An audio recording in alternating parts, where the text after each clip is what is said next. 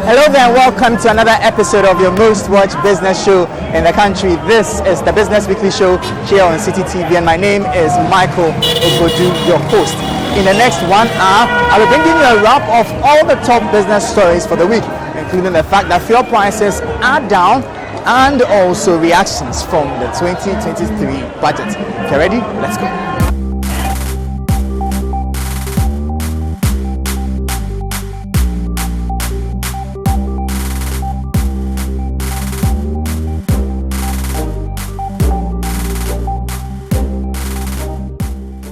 Christmas couldn't have begun on a better note. The price of fuel in the country is continuing to decline after constant increments all through the year. The price of petrol and diesel recently declined by an average of about 1 Citi 50 pesos. Even though we want more of that, we can only be thankful for the reductions we are seeing so far and hope that the government continues with whatever strategy it is implementing to sustain the constant decline. Fuel is a major driver of Ghana's economy, and anytime there is a hike in the prices of petroleum products, it has a downward effect on people in the value chain, and that has been experienced at least in the past few months here in Ghana. And this is so because fuel, which started at about 6 Ghana cedis, that is for petrol, rose to 10 Ghana cedis and was selling over the last month for about 18 Ghana cedis. Diesel was also selling for over 23 Ghana cedis, and this wreaked havoc on the businesses of people who rely solely on fuel. We also saw a rippling effect on people who also rely on commercial transport, because transport operators who also said they could not bear the brunt any longer had to pass on the burden to some people who rely solely on their services. Some good news or some respite has come for people who are in this value chain, because fuel price currently has been reduced to about 15 Ghana cedis, 40 pesos. That is for petrol, and for diesel it's selling for about 18 Ghana cedis and 19 Ghana cedis at some major pumps here in Ghana. But how are people reacting to this particular development? And I hope they keep on reducing the price of the fuel. So I'm sure by December we'll have low prices, and we'll be very glad, because the more you spend on fuel, the more difficult it is to continue your life with. So I hope they keep on reducing it. But how bad was the situation for you when it was hitting like over 18 citizens? Every Ghanaian, felt it when it was increased. So now that it's reduced, I hope. We are now enjoying it. So we are hoping they'll keep on reducing it. This is good news, because at least looking at driving your own car, the comfortability with regards to taking a commercial vehicle is not same. So if fuel prices should come down, fine. It will be very good news for some of us who have vehicles, and then at least cut down costs a little bit for us.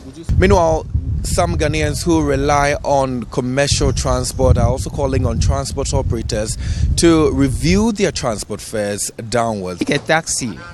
If you don't maybe just bargain with the driver before he takes off, you get to your point and the price will call. There is nothing you can do about it, because already he is there with you. Understand me? But with the prices coming down, my greatest desire will be that the fares will come down.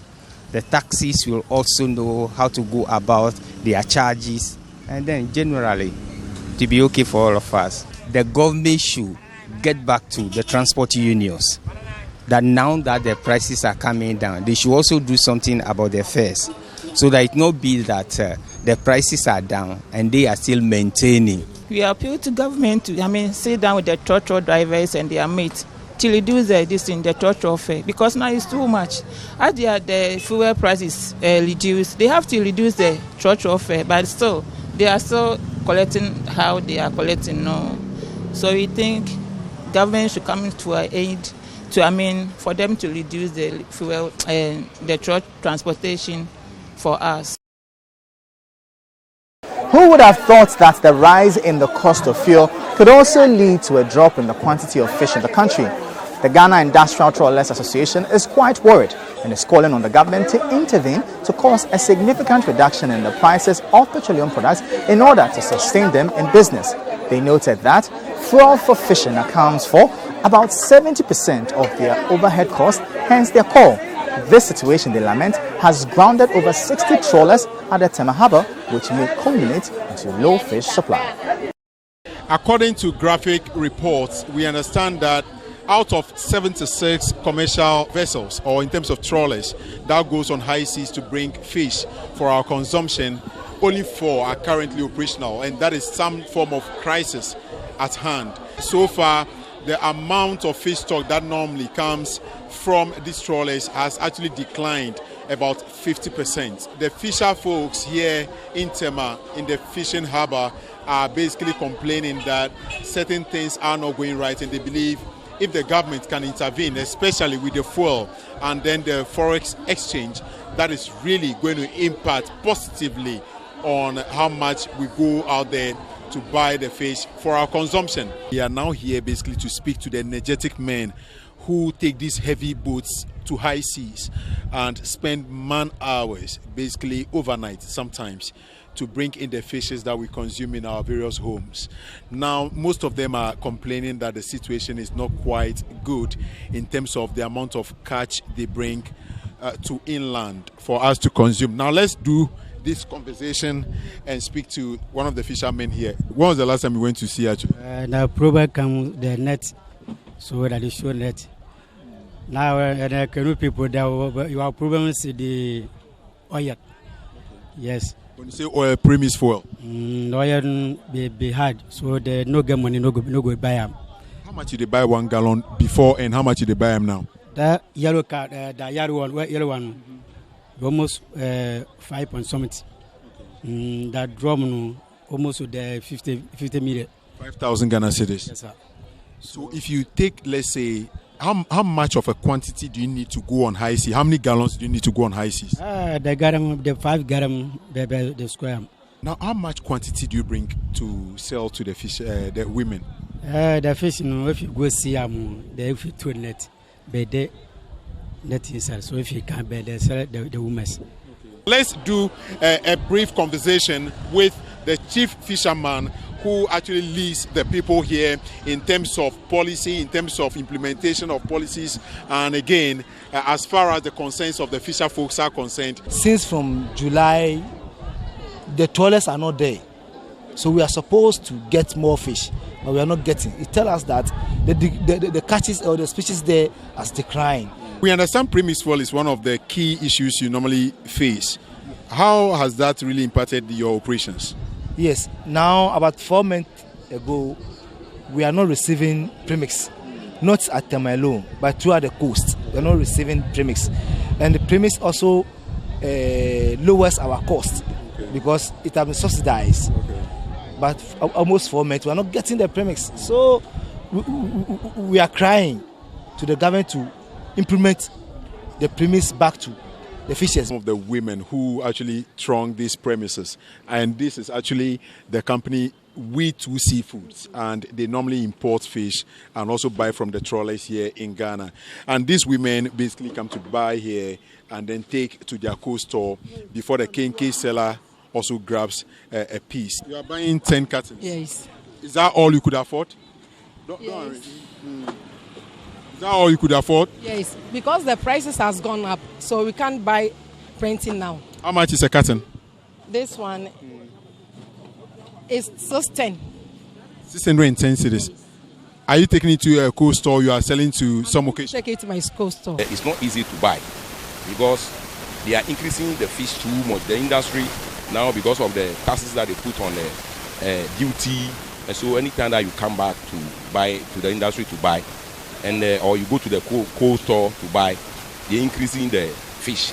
Every blessed day they increase the fish. The price. The prices every day. Every day there is they will increase it. The money that they will be putting on to, it's not that just that small, the percentage is too much. We are currently at the National Fisheries Association of Ghana to speak to the General Secretary. From the close season, there's been a series of activities which also include the standard requirement by the Maritime Authority that has kept them off the vessels. Some of the vessels have started moving out. They want to deflag, take on some other national flags. So by January, we'll have a clearer picture as to exactly where we are in terms of the numbers that are eligible to fish. And so we can now then speak to the issues that, well, we only have 20 vessels that are fishing out of the 70, and what are the factors? Is it that they couldn't meet GMA standards? If they couldn't meet GMA standards, what do we do? If we want to make price of fish a bit more affordable, then we should take a critical look at fuel. Because of the conditions in which we operate, is it possible for government to fix the SN rate at a particular rate? For me, you can define it or you can explain it, and the bottom line is somebody will have to pay for the difference. So it will still be the same subsidy. The government seems bent on reducing the price of fuel in the country further. The Vice President announced that there were plans to buy fuel through a barter system with gold. That sounds pretty ingenious, right? Because we will no longer require dollars to buy fuel. There have been mixed reactions to this idea though, as not all seem to buy into it.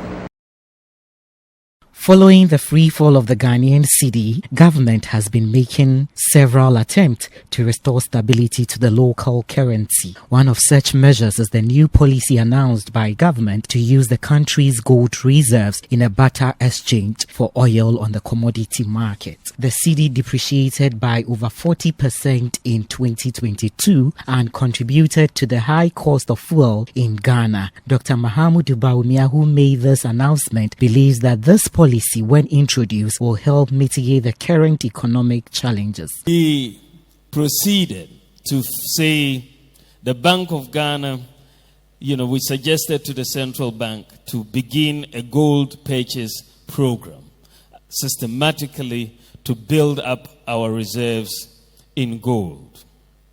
And the gold program started last year, and it is proceeding quite well. But to address this fundamental challenge that we all face of the persistent depreciation and its impact on fuel, in utility prices, food, and so on, government has opted to implement a policy of using our gold to buy oil products. That is something new. And it is the barter of sustainably mined gold for oil. And this is one of the most important economic policy changes in Ghana since independence. If we implement it as we have envisioned, it will fundamentally change our balance of payments and significantly reduce the persistent depreciation of our currency with its associated increases in fuel, electricity, water, transport, and food prices. Why would it stop these persistent increases in fuel, water, and food prices? It is very simple. This is because the exchange rate, whether you are looking at the spot exchange rate or the forward exchange rate, will no longer directly enter the formula for the determination of fuel or utility prices once we implement this, because the purchases of fuel and for transport and utility is going to be in cedis. Meanwhile, the governor of the Bank of Ghana, Dr. Ernest Addison, has refuted claims that the major gold mining companies in the country were not consulted on its gold for oil policy. First, the major mines were consulted. The Newmonts and the Anglo Golds were all part of the meeting that we had together with the Vice President, at which the decision was taken that they will, from 2023, sell at least 20% of their production of gold to the central bank.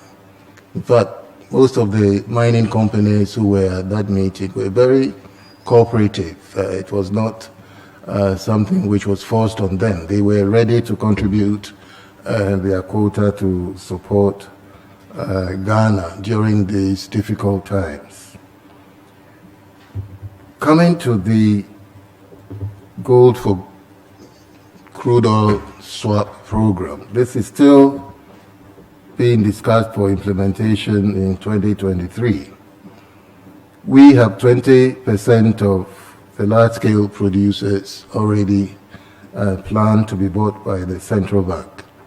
But more importantly, I think the agreement is that the PMMC will be buying a lot of the gold, which is exported by the licensed gold exporters. They are exporting quite a bit of gold. The Institute for Energy Security has described the announcement by government to trade the nation's gold for oil on the commodity market as lack of policy credibility.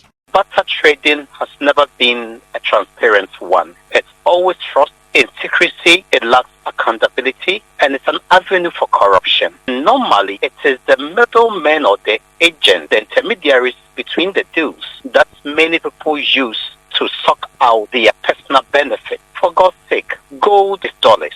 And so if government intend to buy gold in cities and store and later use it to go and exchange finished product, one would have thought that government would rather sell the gold, have your money, and you have your dollars. And if you want to buy the oil directly. Barter trading that introduces intermediaries is what's mentioned, and that's where our fear lies. And so in all this, we were just saying that it's either government bereft of any workable idea, or this is a deliberate attempt to waste the nation's meager resources. Now let's bring you reactions to some aspects of the 2023 budget. We start off with the value-added tax, which was increased by 2.5%. The move, according to the government, is to help rake in more revenue domestically. But what does the business community make of the move? With Ghana's bond ratings on the international market hovering around junk status, raising funds outside the country has become almost impossible or practically too expensive. So the available alternative is to look inwards at domestic revenue options that can help the government meet its budget expenditure as it works towards an International Monetary Fund (IMF) bailout program. Some of such policies were introduced in the budget for next year as part of a revenue mobilization effort. Value-added tax, for instance, was increased in the budget from 12.5% to 15%. Tax consultant Dr. Alex Ampabing shares his thoughts on the upward adjustment of the VAT rate. The cost of borrowing is high, and access to finance is very difficult for private sector operators in Ghana. Now you are rather going to overburden them with additional form of taxes. Indirect tax, as it stands in this case, VAT, is going to increase the cost of doing business. So there's no access to capital, there's a high cost of doing business, and potentially cost of prices are going to go high. Because this is VAT, they will pass it on. It's going to affect demand, going to affect revenue, subsequently the company's ability to expand. So if anything at all, I was looking at government introducing policies that will help the private sector become more stronger and competitive to be able to step up at the time when government cannot employ. So if we are bringing in policies to cripple the private sector further, the question that we all need to be asking ourselves is that who is going to employ the graduates from 2023 January? That's the conversation I think government should have taken a critical look at it and rather introduce business-friendly policies over this difficult time and additional VAT on top. I really do think additional VAT is wrong at this time. Leading auditing firm KPMG, on the other hand, described the increment in the value-added tax rate as a necessary evil. Speaking to the media on the sidelines of KPMG Post-Budget Forum 2023, Head of Advisory and Markets at the firm, Andy Akoto, stressed that to get more support for the raise in the rate, government must ensure citizens get value for money. That in itself is going to spur some inflation in the short term, all right, because prices of goods and services will go up commensurately. But having said that, it's what we actually put the mobilized resources to that is very, very important. We all note that our tax to GDP ratio of about 13% is way below the average, even among our peers in the region. But nonetheless, we definitely need to up our game. And what we hear is that by adding the 2.5% VAT, among other measures, we can be looking to get up to about 17-18% of GDP, which will bring us to par with a lot of our peers in the region. And so, for now, maybe we can see it as a necessary evil, but I believe it will get a lot more broad-based support if the citizens can also see their taxes at work as expected. The Institute of Economic Affairs has also been reacting to the proposed increase in the VAT rate. Now, first is the basic VAT rate, which has been increased to by 2.5% from 12.5% to 15%. And this will bring the total VAT rate to 21% by our calculation. But today I heard there's some people saying that it's probably 22. So we'll have to check that. Because there's also the GET fund, which is 2.5%. National Health Insurance Fund is 2.5%. COVID levy is 1.0%. So if we were to add all this, you get 21, but maybe we are missing something. So it's either 21 or 22. As an institute, we made it clear that we are not generally in favor of new consumption taxes because they are not progressive and they overburden already overtaxed, especially poor consumers. But we can say that for this VAT increase, we are prepared to support it because we think government really needs to raise its revenue, and this is a much easier, tax to collect or administer. Another policy that was mentioned in the 2023 budget is the electronic transfer levy, which has been reduced from 1.5% to 1%. Albeit with the removal of the cap on daily transactions below 100 Ghana cedis. This move by the government is despite calls from some stakeholders for the levy to be scrapped entirely or reduced to 0.5% as proposed by others. In the 2023 budget, the electronic transfer levy was reduced to 1% from an earlier 1.5%, but with the removal of the daily threshold on transactions up to 100 Ghana cedis, the levy has failed largely to raise expected revenue since its introduction, with calls from players like the Ghana Chamber of Telecommunications for a reduction in the rate to 0.1%. The Institute of Economic Affairs finds the move by the government rather. But what can we do? In fact, the Chamber of, what do you call them? Chamber, they had even asked for it to be reduced to 0.1. So we were a little bit even up. Because we have said that if you bring it sufficient down, you even induce more people to try and to pay. If you keep rates too high, people try to avoid it. Then you won't get the tax that you even wanted. And then I mentioned the removal of the 100 Ghana cedis threshold, daily one. That one too is something that we thought was protecting the poor.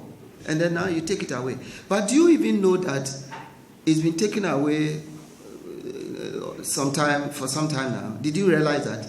Because I do mobile money. Did you realize that they had even removed it already? Did anybody realize that? Yeah. You people don't do mobile money. Huh? But why would they have done that ahead of the budget? Oh, they had removed it already. They had removed it. What do you call it? Surreptitious. That's the word. Yeah, so that's our view on. Or do you want to say anything about e-levy? But of course, that one. Certainly, The Ghana Chamber of Telecommunications believes the e-levy still remains a regressive tax that negatively impacts the marginalized. I don't know what it is that government is looking at and why it is that they have done the 1%. The economic management team itself commissioned some research that was done that involved also the chamber, and definitely the numbers we're looking at was no 1%, and so definitely the 1% is not that sweet spot, that would get a lot more users not really thinking about it. Just take, for example, the fact that if you're about to send 1,000 CDs at the 1%, it's 10 CDs. You would think about it. You would think if it was 5 CDs, you will find out that, you really might not really think about it. And I think definitely it's an error. The 1%, should have been reduced down, but it's fundamentally, the e-levy is a very regressive tax. It impacts the poor as impacts the rich. So if that cushioning of the daily threshold of the 100 CDs is taken away, you are worsening the case. You're worsening the case. So, because if you look at the e-levy, you find out that the volumes do not go down as much as the values went because of that particular cushioning. And in this very difficult and austere times, the impact on the poor is worse than on, those of us who are going and coming. Dr. Alex Ampabing, on the other hand, insists the tax must be scrapped. 1%, I don't see much happening because we put it at 1.5. We generated only 5.7% of target as we speak. We should have generated about 5.6 to 5.9 billion per our estimation. Last month's data, we've already generated 328 million. That is just 5.7% of target. That's a woeful failure. And I think it is important that government do listen to Ghanaians. It's not about the size of the rate that matters, but a rate that to me will be less convenient for people not to pay. If you reduce the rate to, say, just for demonstration, say about 0.5 or 0.25, somebody will not find the incentive to travel miles to go and physically transact. So you want to put a rate that people will put convenience over the cost they will pay. But if the rate is higher, then there is a reward not to pay and go and physically do transactions. And I do think that government has to reconsider it. The lower the rate, I believe the more people you can capture because of the convenience that comes with it. This is by no means accepting e-levy as a good tax. My position has never changed and is never going to change. The e-levy is a money transportation tax. Expectations of government is very high following the presentation of the 2023 budget, especially because of the current economic challenges in the country. The Association of Ghana Industries, for instance, is urging the government to accelerate its announced measures in the budget to restore stability in the macroeconomic situation that currently confronts the country. This, the association believes, will give businesses the hope to forge on in the ensuing year. Following the post-COVID experiences, most businesses have made attempts to thrive to recover the losses made during the period of shutdown. However, the heat of the pandemic and the unanticipated invasion of Ukraine by Russia is still being felt by many local industries. The Association of Ghana Industries exists as an umbrella to offer support to its members, especially during this trying time. The association, during its 11th AGI Industry and Quality Awards under the theme Leveraging Public-Private Collaboration to Accelerate Sustainable Development, called on government to use the 2023 budget to help alleviate the challenges confronting the local industries. Government's monetary policies, including the uncertainty about our macroeconomic situation this year, has taken a toll on industry. Exchange rate losses, high inflation,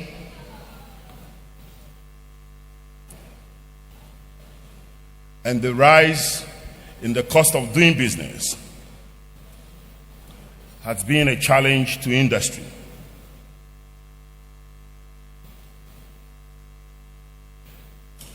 As we roll throughout the year, striving for success, we acknowledge that a number of these challenges emanate from external shocks and further exogenous factors that has brought us this far.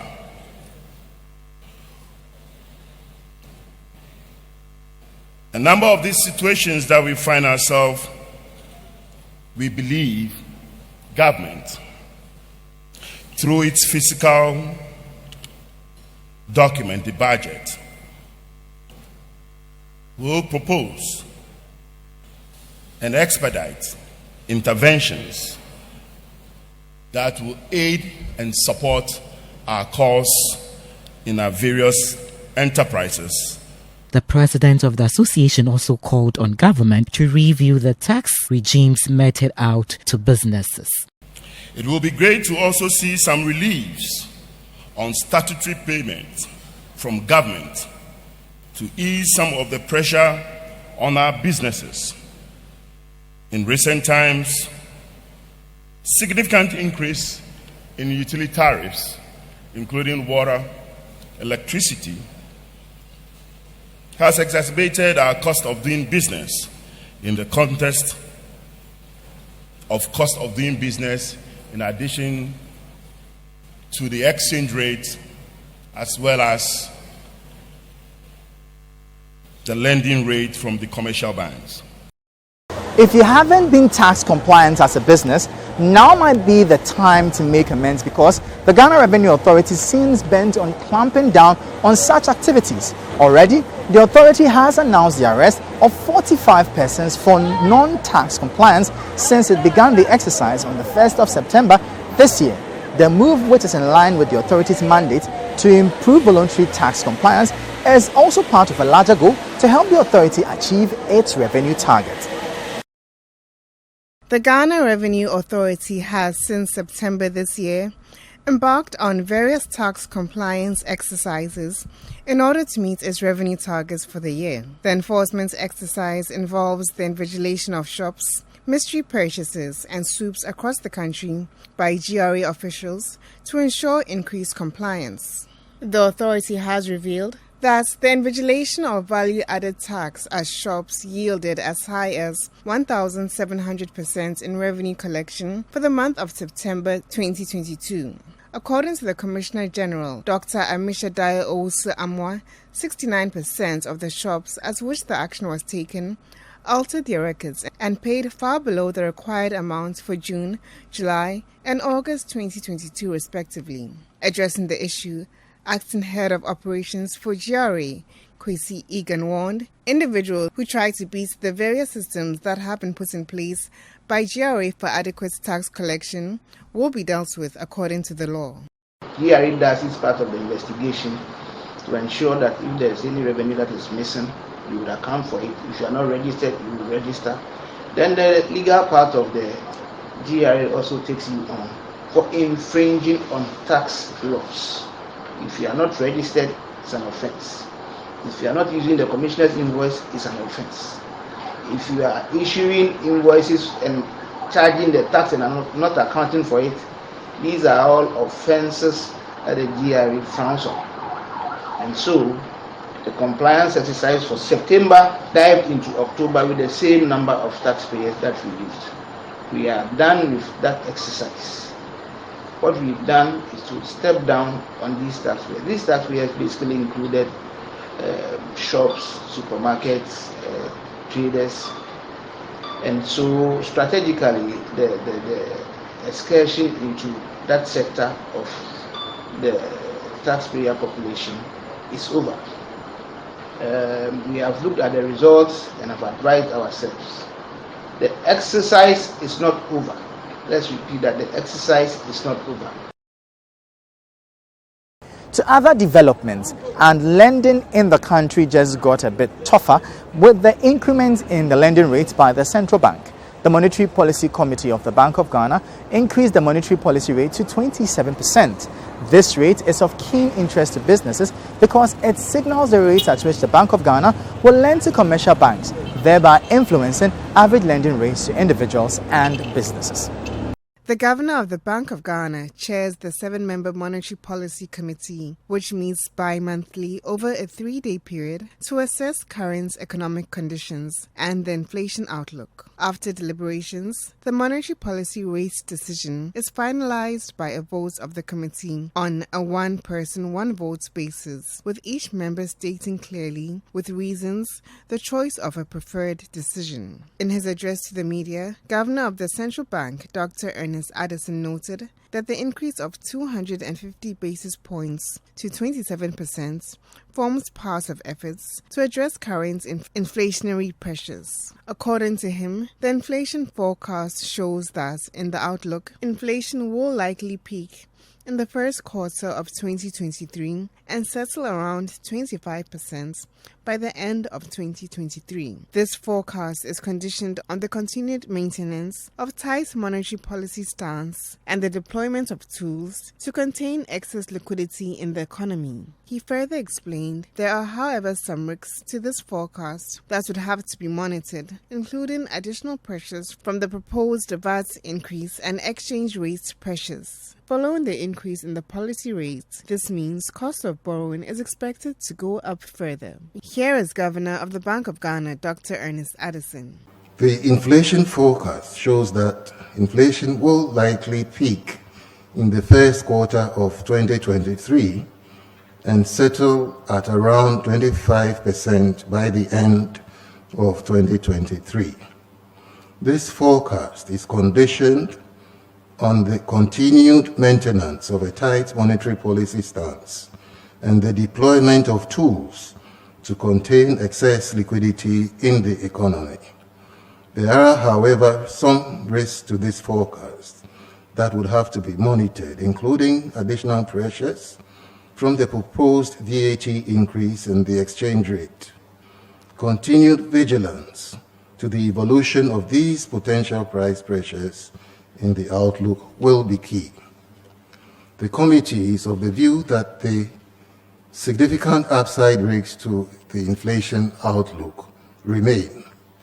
To continue to anchor inflation expectations, the committee therefore decided to increase the policy rate by 250 basis points to 27%. After 3 extensions of the deadline for the SIM card re-registration exercise, the grace period has finally elapsed. The SIM cards were deactivated across the country on December 1 for owners who had not completed the registration process. But as usual, subscribers who have not completed the second phase of the re-registration exercise want the government to extend the deadline. Over 9 million subscribers risk losing their SIM cards on December 1 because November 30 is the deadline for the re-registration exercise for subscribers who have not been able to complete the 2 steps of the re-registration exercise. I will engage subscribers who have not been able to go through the entire process and ask them what has been the challenge so far. I was in the house and just get some notification that I should come and do my biometric registration. So I just came here to, do it. I stay at Labadi, so I was going there to do it, but the connection it's not okay. So my brother said I should come here. So I came with my brother. He's in the MTN office. So there should be because there should be some extension. Why? Because some of the Ghanaians have not registered their distance, their Ghana card. So they just sent me the message yesterday that today is the last day. And they just cancelled it yesterday, seriously, because I've been using the Vodafone more than the MTN. So if you don't have it today registered, what will you do? I don't know, but in my area, the Vodafone works more than the MTN, so I still have to do it. Today I'm not busy, that's why I'm here. But supposing I'm busy, then I'll have to come maybe tomorrow or next week. So they should extend it for some people like that. Me, I'm free, that's why I'm here. So after a while, I began to experience all of a sudden my network was on and off and on and off and on and off. So I just came around to verify. They said my SIM card is not registered. So now I have to go back all the way back home to get my card, my national ID card, and come back. Before I come back here, they are closed.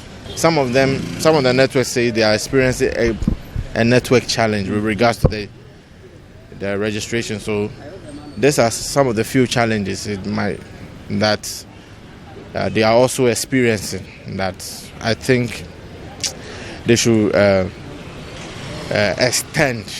The Chief Executive Officer of the Ghana Chamber of Telecommunications, Dr. Engineer Kenneth Ashikpe, has been sharing his thoughts on how these subscribers can be encouraged to re-register their SIM cards.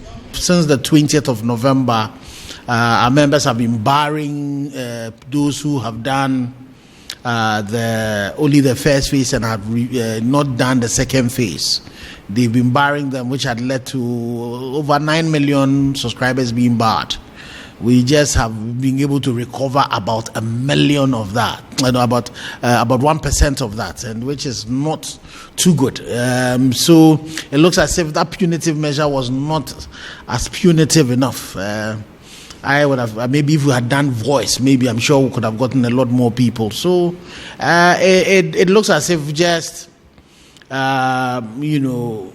encouraging people, moral suasion have really no help. The challenge is that how do you do it in such a way that those who genuinely do not have the Ghana card, and also unfortunately because of the way we are doing our registration, even for the biometric capture, you actually have to carry your card there to be able to do it.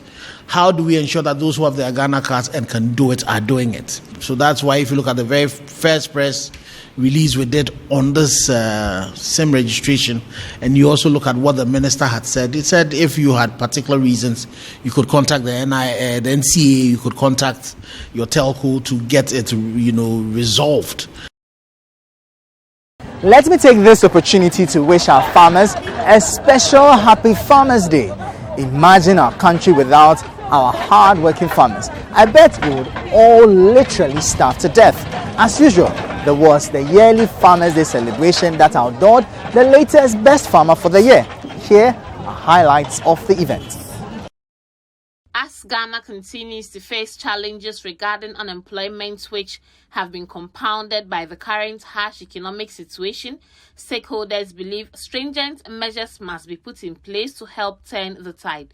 It is in this view that the Ashanti Regional Minister, Simon Osei-Mensah, has urged the President to charge all government appointees to venture into agriculture to encourage more youth in the agri sector.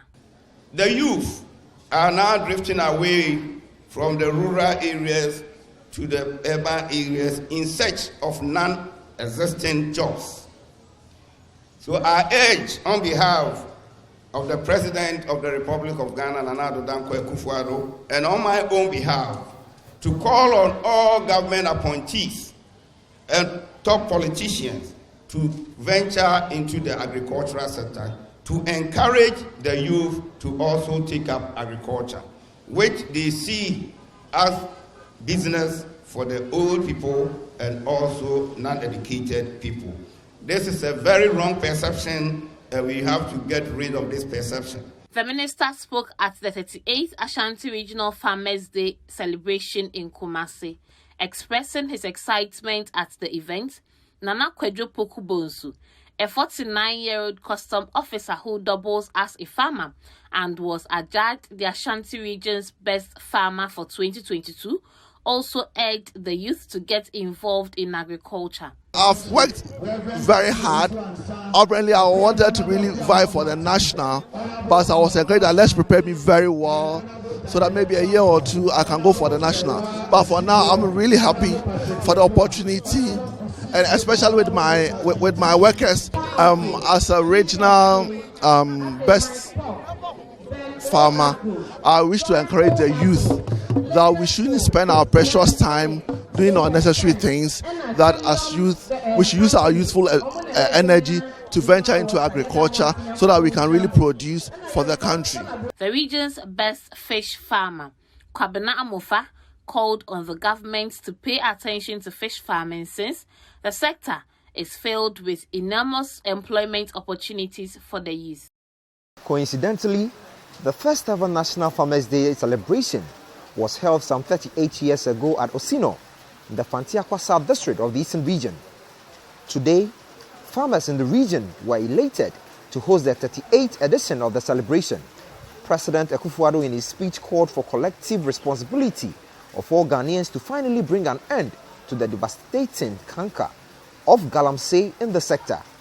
Nana Addo indicated the importance of halting the devastation to help preserve the country's legacy in the cocoa sector. I find the theme for this year's Farmers' Day celebration, accelerating agricultural development through value addition, most appropriate and timely.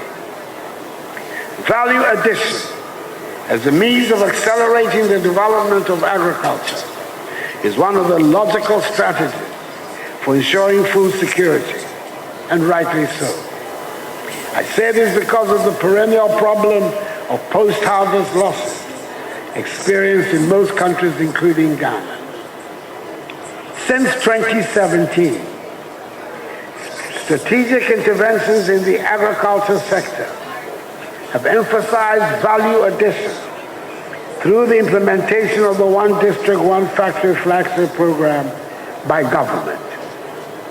It is instructive to note that 172 of the 296 factories to be established under the program are agro-based, processing the rapidly increasing farm output of our farmers.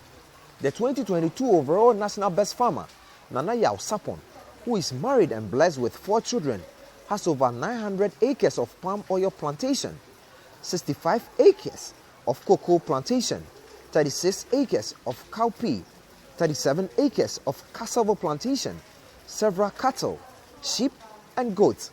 He walked home with 1 million Ghana cedis sponsored by ADB Bank.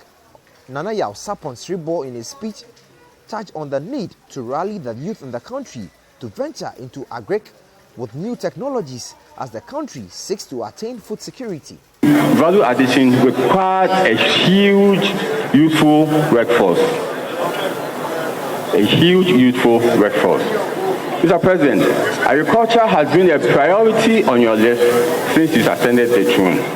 And you have instituted a lot of measures that is promoting agriculture and motivating the youth into agriculture, especially the Youth in Agriculture program that has seen an exponential increase in the youth participation in agriculture.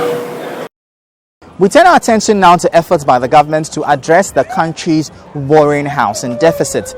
The Ministry of Works and Housing has announced the establishment of land banks to provide the needed infrastructural services for affordable housing projects. The ministry says the land banks would be offered to private sector investors to enable them put up affordable housing units for low-income earners. Data available suggest that the country's urban population stands at 57% of the total population, with an urbanization rate of over 5%, thereby increasing the housing needs of Ghanaians. Currently, the housing deficit, however, stands at 1.8 million, with available housing units failing to meet the housing demands of low-income earners. Speaking on behalf of the Minister at the 2022 Ghana Property Awards, the Deputy Minister for Works and Housing, Abdullahi Abanga, says the government is setting up land banks to provide the needed infrastructural services for private sector investments to offer affordable housing units. We as a government want to partner the developers so that together we can build more houses for our people to have a decent place to live in. As a government, we have an agenda, we have a program to invest in affordable housing. And what we are doing, and I also mentioned it there, is that we are trying to provide land, unencumbered land, then we provide infrastructure on the land, and then we invite the private sector to come and do the construction.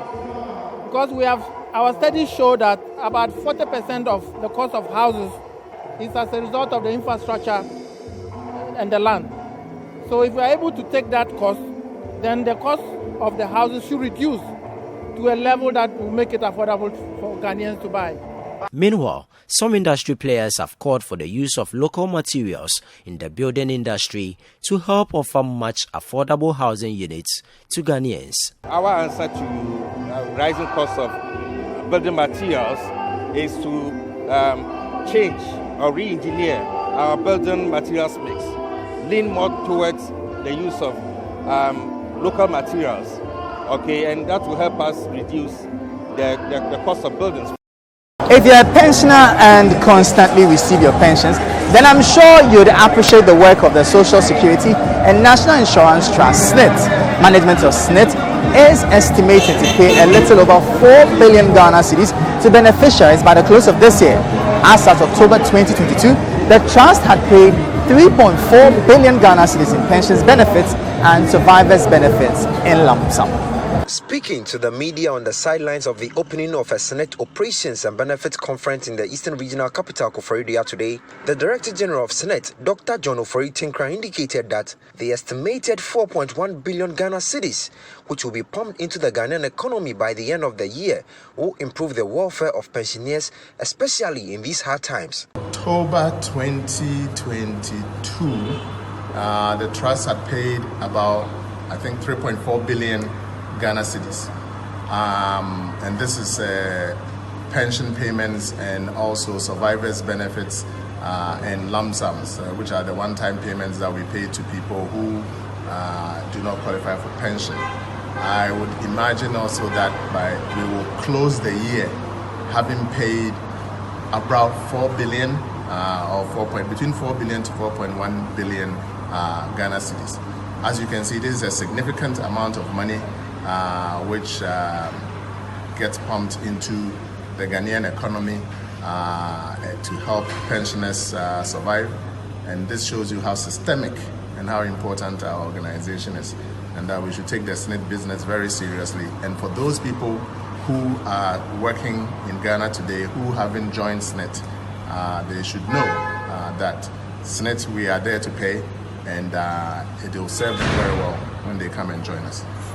Touching on the theme of the conference, prompt and accurate benefits payment, a strategy to expand coverage of the scheme, Dr. John Ofori Tinkran said he remains hopeful the trust will achieve about 1 million self-employed Ghanaians rolling onto the SNIT in the next year or two, as the trust intensifies the stakeholder sensitization engagement programs with the informal sector. Now, when we started this year doing the stakeholder engagement, to sensitize people on the need for the self-employed to join SNIT.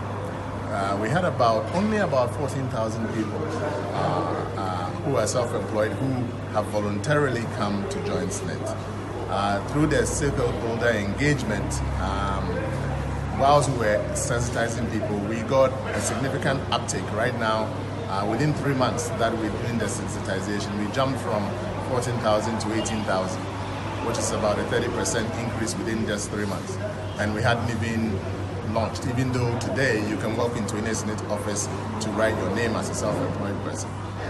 We haven't gone out there and, basically officially opened the channels. And this 30% uptake was achieved even before we rolled out the electronic payment channels. So it is our hope that within the next year or two, we should be able to get about 1 million people self-employed people sign on to the SNIT. With the current harsh economic situation the country is going through, how hard has this affected contributions and operations of SNIT? Dr. Tinkran, who didn't shy away but admitted the challenges, says his outfit is mapping out an aggressive strategy to get the over 8 million workers who are yet to roll onto the scheme. For Citi Business News, Neo Niamati Kanaku, Koforidua. You know that SNIT, if there are no workers, then there is no SNIT, because it's the workers who come to ensure their incomes associated with their work with us. So when employment goes up and people join by proxy, then SNIT's contributions will also go up. When employment goes down, the economy contracts. We also see some knock-on effects on that. It's been a tough economic environment to operate in. I think all of us can attest to that. There are workers who probably have lost their jobs during this period. We have to keep this organization running because we have pensioners that we need to pay. So we also have to then devise new strategies to reach people who are employed who haven't come to join us. So that is why we are embarking on this bold new step of going out there and canvassing and convincing all workers in Ghana who haven't joined us.